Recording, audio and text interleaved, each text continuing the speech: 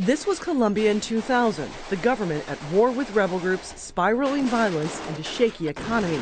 At the same time, in the U.S., the so-called war on drugs waged on. With that backdrop, President Bill Clinton announced the U.S. needed to step in to give Colombia billions of dollars to target cocaine producers. The second goal, restore stability. In the 15 years since, the U.S. has given Colombia almost $10 billion, most of it going to help the military fight rebel groups like FARC.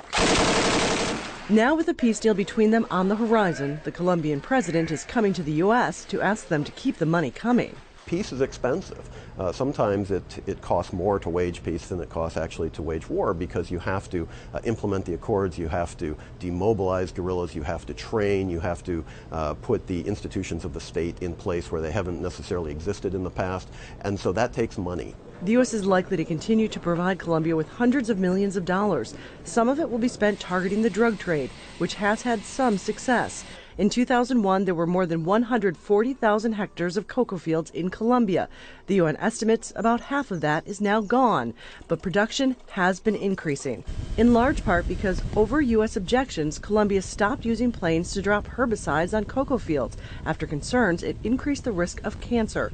The aid has also been controversial because human rights groups say the U.S. hasn't pushed enough to curb human rights abuses in Colombia.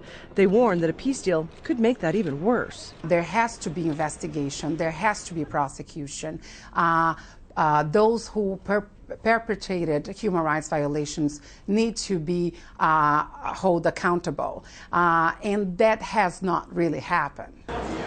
Colombia looks much different now than when the aid started. The Colombian president will try to convince President Obama, in a time of tight budgets, the U.S. can't afford to let them go it alone now.